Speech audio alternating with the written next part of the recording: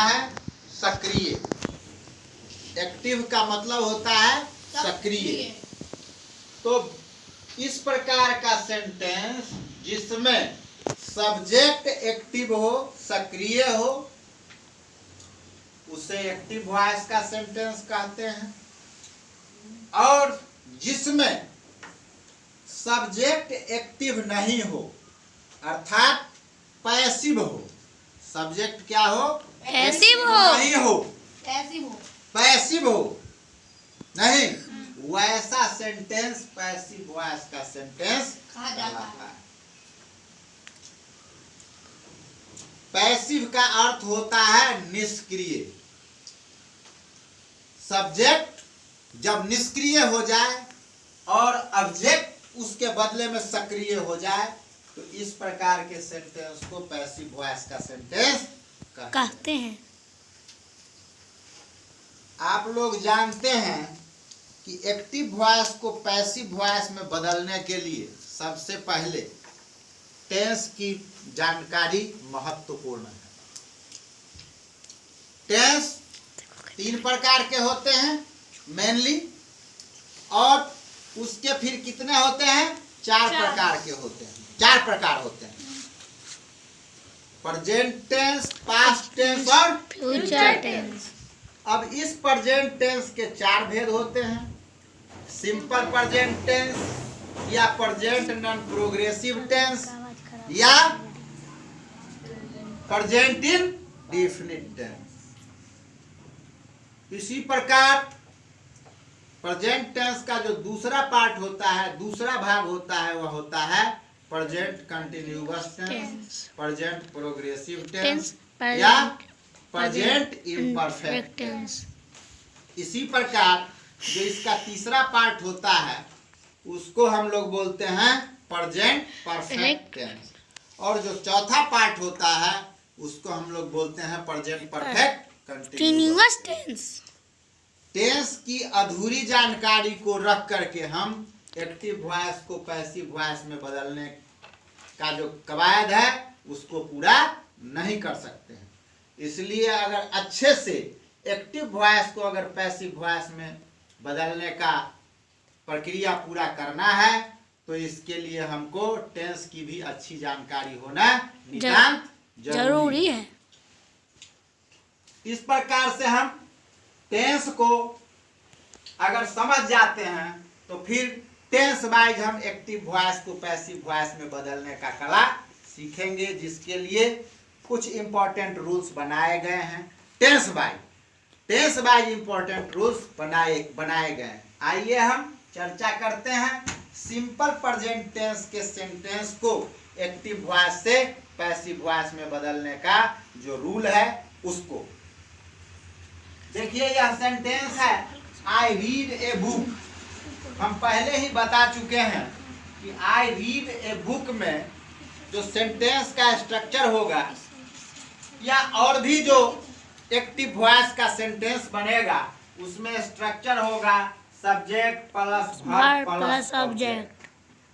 और यह बात एकदम ध्यान देना है कि अगर टेंस सिंपल प्रेजेंट टेंस हो, कौन सा टेंस हो? सिंपल प्रेजेंट टेंस हो तो इसका स्ट्रक्चर कैसा होगा? Subject plus verb plus V1 plus या V5 plus object plus extension.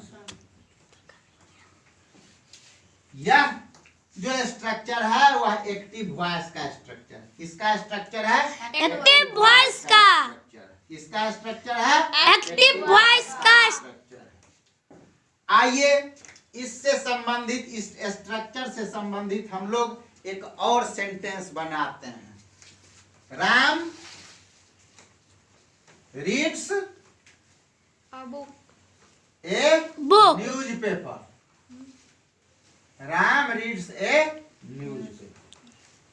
जहां राम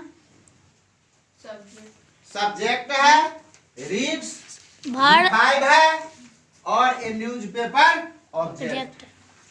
तो जब भी एक्टिव वॉइस का पैसिव वॉइस हम चेंज करने के लिए तैयारी करेंगे तो इससे संबंधित रूल्स को जानना जरूरी होगा।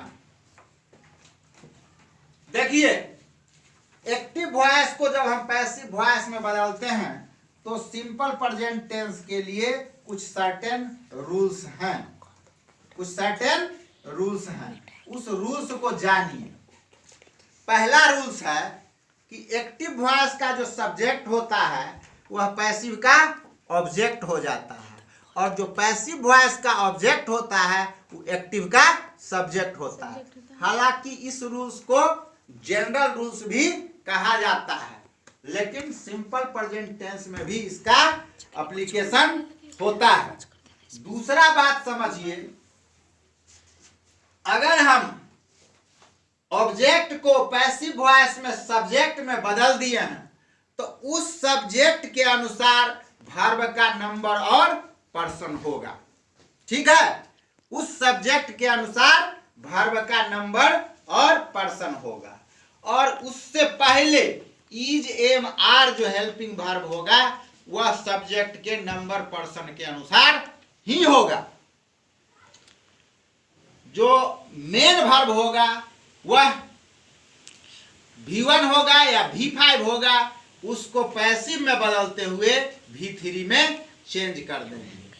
और जो एक्टिव वॉइस का सब्जेक्ट होगा बाय एजेंट के बाद उसे लगा देंगे।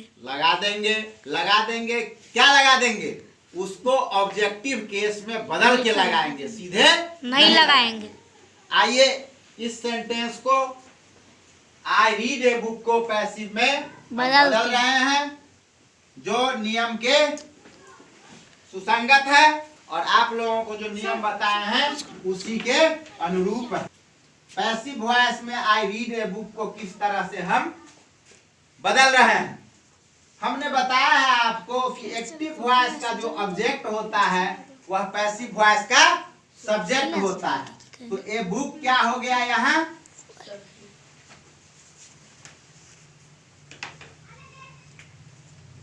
ए बुक क्या हो गया? कैसा है रे? देखिए, एक्टिव वॉइस का सेंटेंस जो सिंपल प्रेजेंट टेंस में है आई रीड ए बुक, उसको जब हम पैसिव वॉइस में बदलते हैं तो इसमें ए बुक ऑब्जेक्ट है जिसको पैसिव वॉइस का सब्जेक्ट बना देते हैं, और उसके बाद हेल्पिंग वर्ब ए बुक के अनुसार इज का प्रयोग करते हैं, और उसके बाद वर्ब का थर्ड फॉर्म रेड का प्रयोग करते हैं, बाय एजेंट का प्रयोग करते हैं, और उसके बाद जो एक्टिव वॉइस का सब्जेक्ट है उसको ऑब्जेक्टिव केस में बदल करके लिख देते हैं। इस तरह से सिंपल प्रेजेंट टेंस का जो अफर्मेटिव सेंटेंस है उसको हम एक्टिव टू पैसिव कर देते हैं। इसमें और तरह का भी सेंटेंस हो सकता है। अफर्मेटिव सेंटेंस के बाद निगेटिव सेंटेंस भी हो सकता है, जैसे I do not read a book. I do not read a book, इसका अगर बोर्ड छोटा है, दोनों बोर्ड का